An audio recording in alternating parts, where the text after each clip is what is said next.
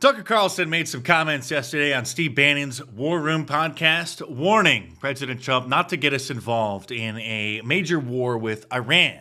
Understandably, after what happened with the Bush administration, which Tucker Carlson back then actually did support and was duped by the neocons into thinking that what they were saying was the truth. And so he is understandably extremely concerned that President Trump may fall victim to the same types of propaganda.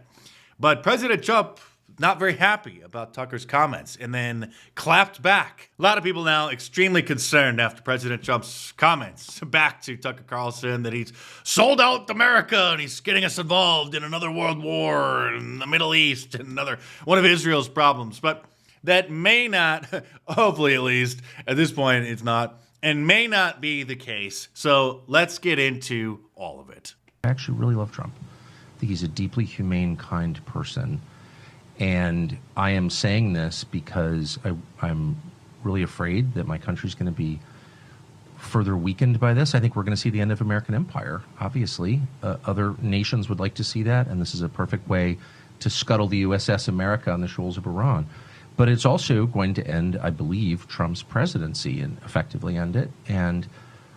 And so that's why I'm saying this. What do you mean by that? That's coming from you. That's you get. Look, I knew Bush. I knew George W. Bush. We had, family connections to Bush. I knew Bush personally. I still see Bush sometimes, and of course, he hates me, and he does because I criticized him on Iraq, and that war is the sum total, from a historical perspective, of his administration. So the headlines started flying. Tucker Carlson and Steve Bannon lead MAGA resistance to Iran war. And at this point, and let's just be optimistic and hope that it's going to remain like this. Let's not succumb to the fear.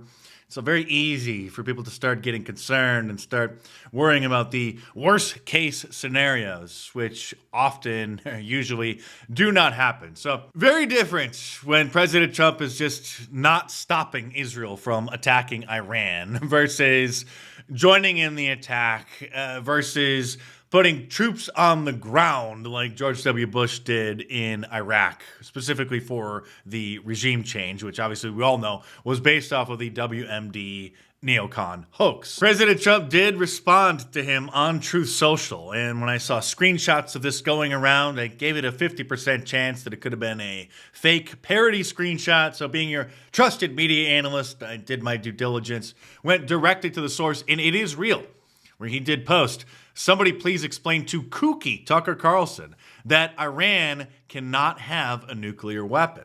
This is where the nuance comes in. A lot of people just don't have the ability to understand the complexities of situations. Everything is either black or white to them.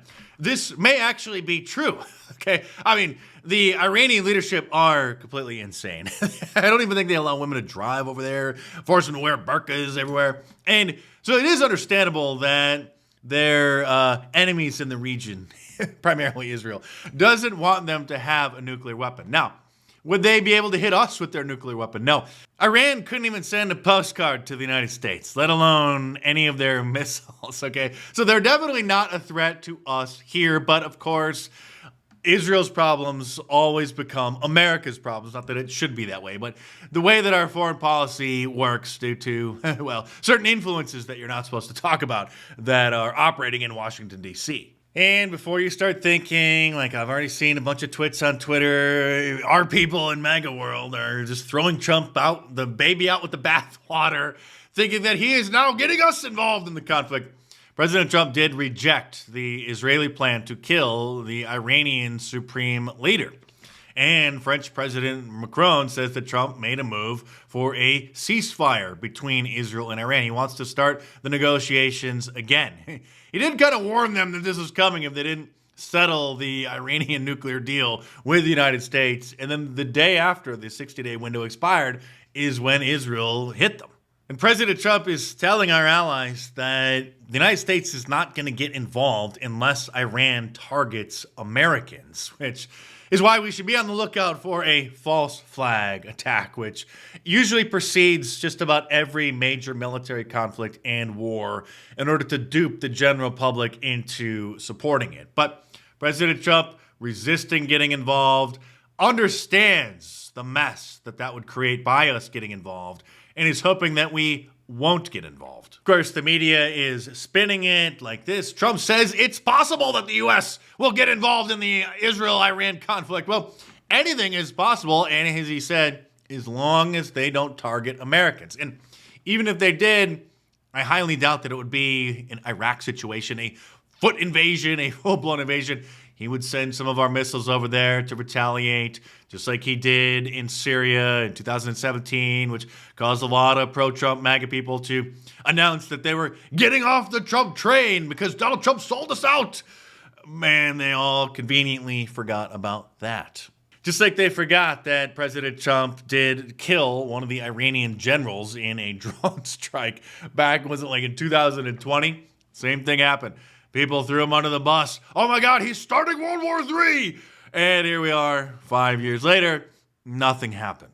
Stay tuned because there's plenty more to come in this video, but real quick, subscribe to the channel if you're new here because it's probably quite obvious by now that you're not going to find independent and in-depth analysis like this anywhere else. It's scary times like these that we turn to comedians, not only to bring some levity to the situation, but because they have, throughout history, had the unique ability to say truths out loud that average, ordinary people can't, that politicians can't, that political pundits can't. And I side with Tim Dillon on the whole situation. Did Iran attack the United States of America? Is Iran the reason that no one can afford a house? Is Iran the reason that there's fentanyl everywhere? Is Iran the reason that we've got political corruption? Is Iran the reason that we have 12 people that own everything in this country? Is Iran the reason that we have an epidemic of poison food that's killing people and children? And when your insurance won't cover a knee operation and you have to go bankrupt to replace your hip, is your main concern that Iran be decapitated? Or that you have to support Israel at all costs, I would add. This is the craziest I've ever heard in my life. We've been using Iran. Iran has been like, we've been using Iran in this country forever. Everything is Iran. Well, pretty much. And the flip side to that coin is something that former Congressman Matt Gaetz elaborated on in a podcast when he was asked the one question that nobody in any brand name conservative networks are going to ask. This is from a podcaster named Matan Evan, who became famous, I think, for just like crashing live award shows and events and became quite a hilarious troll and has a podcast. And he's got some pretty big guests. And he asked Matt Gaetz this. And to Matt's credit, he answered honestly. Now you could tell that Matt's holding back. He obviously knows a lot more than he is letting on. But this answer does suffice. If I want to get into government, do I have to support Israel? You know, just asking that question opens a can of worms because everybody knows the answer to it, but you're not supposed to say it. So credit to Matt Gaetz for answering it. the Israel lobby has an incredible power over the decisions that government makes. And what we've seen is on the left or on the right, if you question the policies of the Israeli government legitimately, people will accuse you. Or even disagree with a Jew about the best flavor of ice cream, yes. People will accuse you of anti-Semitism. And that is weird and wrong and kind of unlike anything else we see anywhere else. Now, it sure is, sir. And recently in the build-up to this new war, Israel has been secretly reaching out to various American right-wing podcasters in order to try to convince them to cheerlead for it. And here's Tim Pool, who was invited to a secret meeting with Benjamin Netanyahu, along with a bunch of other of these right-wing podcasters, who he is following the rules. He's not mentioning who else was there.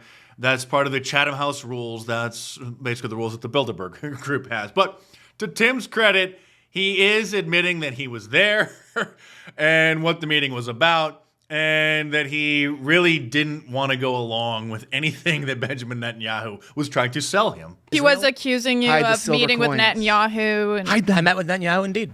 Like, how do you get invited to that? Like, why wouldn't? Why?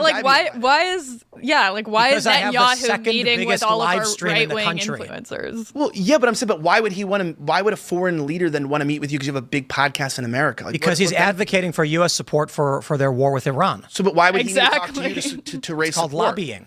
Well, what did he lobby? See, now he is trying to downplay and be like, it's not part of any big conspiracy. Well, what did he lobby? Like, can you say, or is it NDA? Yeah, he was trying to convince a bunch of media personalities that the U.S. had to support Israel, and I would say 70% of the room told him to screw off. But there was a really funny moment where he's like, what does Iran say? They do not say death to Israel. They say death to America. I'm not. Which is the equivalent of saying you suck. Okay? Because they can't touch us. I don't know. He said that. And he goes, pretty good impression. And what do you think happens when they get a nuclear weapon? After they will be stopped by us, but they will come for you. No, and then immediately someone goes, no, they won't. Just blurted out in the room. It was hilarious. And again, they only hate us, the leadership and the radicals over there, because of America's financial and military support for Israel. Notice they don't have a problem with Canada or Mexico. Okay, they're not chanting anything about them. They don't care about them. But Israel's lobbying efforts in order to try to convince people in the American media and celebrities to support whatever it is that country does is far more complex than most people understand, okay? Here is actor, comedian Bobby Lee kind of explaining his experience with the situation. Here Steve Byrne calls me, and Steve Byrne goes, "You want to go to Israel?" I go, "Why?" That's my response, right? He goes, "It's free. They'll fly you out." Come on, you didn't do Birthright and pretended you were Jewish. No. Can you imagine? Yeah, I didn't do that. No, but he said, no, the Israeli government is flying out like celebrities for free out there to do a tour for free, and it's on the house. They fly you first class, the whole thing. Wow. And I go, "Oh, who's going?" He goes, "It's going to be me, you, George Lopez, Jamie Chung, Brian Greenberg, her husband." I love him. I love Brian, right? And I go, "It's free?" And they go, "Yeah, it's not free." Because when you land there, they go, "You have to every day tweet positive things about Israel." Yeah. Right? Yeah. And I just felt so uneasy about it. Yes, that's how it works. And if you use Twitter X and you follow a lot of the big MAGA social media personalities over there, then you may have seen them over the years posting when they're on their trip over there. And they weren't over there on a vacation to go and check out the Holy Land on their own or with a church. They went over there because of a propaganda program like this. This is why I told you need to subscribe to my channel if you're new here, because you're not going to hear information like this anywhere else. I am a truly independent OG YouTuber. Not that other people, I guess, don't cover this kind of information, but it's something you're going to be very hard to find these days. Just like anybody talking about the clean break memo, which I know I mentioned this before, but not everybody watches every video, and some of this information is so important that everybody needs to hear it. So let me just mention this again. Back in 1996, a group led by neocon Richard Pearl and Benjamin Netanyahu, the then Prime Minister of Israel and Prime Minister again, put together a report talking about what they think they needed to do in order to solve Israel's problems over there in the Middle East. And one of those things was to remove Saddam Hussein from power, which, of course, we later did under the disguise of having supposed WMDs, which, even if he did have them, posed no threat to the United States. I could see some of the morons in the comments now. Others have already unsubscribed because they're so unsophisticated they don't understand really what it is that's going on here. And so they're going to say, well, you're against Israel. I just can't believe this. Aren't you aggressive? Not against them. I'm not for them. I'm an American. I simply don't care about the problems halfway around the world in other countries that don't, or rather, in a perfect world, shouldn't involve us. Because then we can avoid things like Al-Qaeda and Osama bin Laden targeting the United States, which was because, again, the United States has been financially and militarily backing Israel for, well, almost 80 years now. When Generation Z figured this out and started making viral TikToks about it, then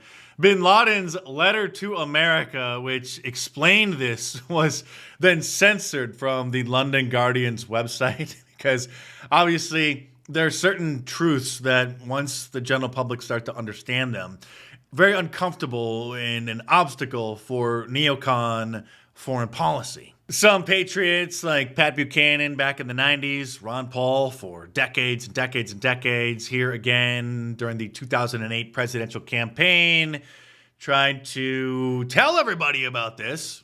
Intervention was a major contributing factor. Have you ever read about the reasons they attacked us? They attack us because we've been over there. We need to look at what we do from the perspective of what would happen if somebody else did it to us. Are you suggesting we invited the 9/11 attack, sir?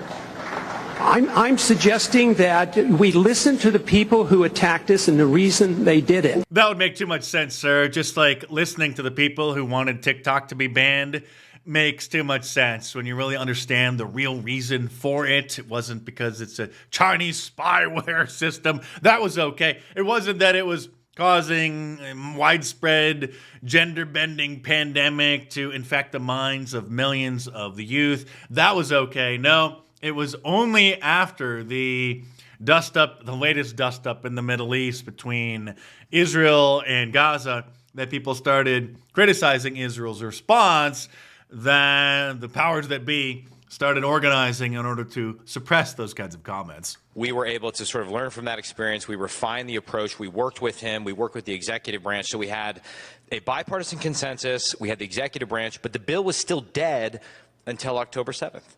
And people started to see a bunch of anti-Semitic content on the platform. Again, that term is thrown around just as often, if not more so, than the word racism. Okay, which is mostly just a hallucination by certain people. And our bill had... And a weapon used to then leverage power over them and silence them, obviously. And our bill had legs again. And then, well, they changed the terms of service. What a surprise. Remember when Nikki Haley just said the quiet part out loud during the presidential debates? We really do need to ban TikTok once and for all. And let me tell you why.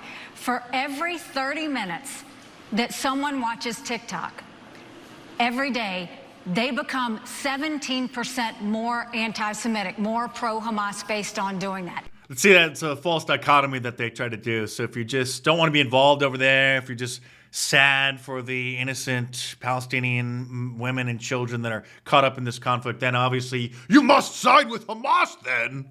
For me, it's very simple. This meme illustrates my foreign policy stance. You see, this is my country, America, and this other one is not my country and not my problem and not my responsibility for my tax dollars. And no, Christians, you don't have to blindly support anything and everything that the country of Israel does because they're supposedly God's chosen people.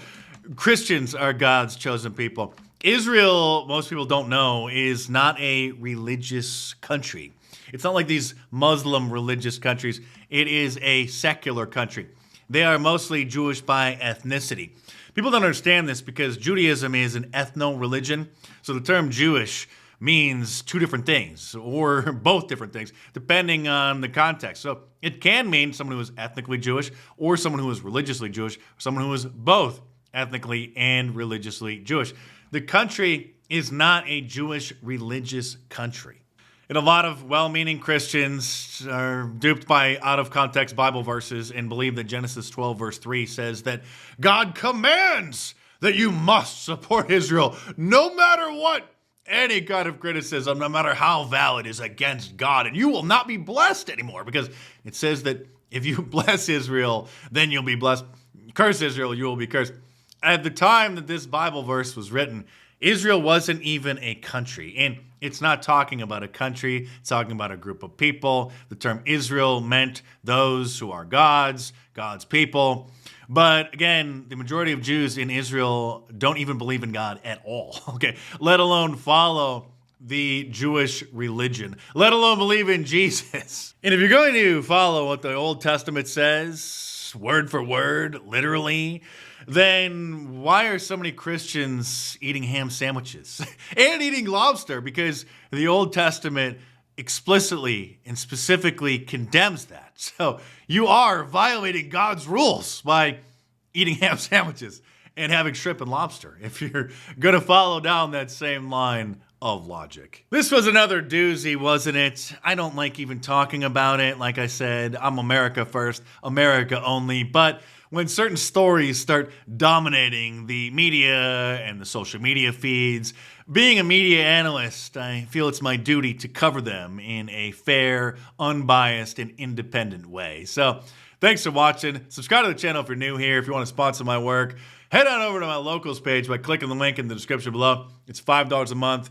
It's access to the private locals blog, and your sponsorship helps support my work, support my channel. So click the link in the description below. Head on over there and check it out.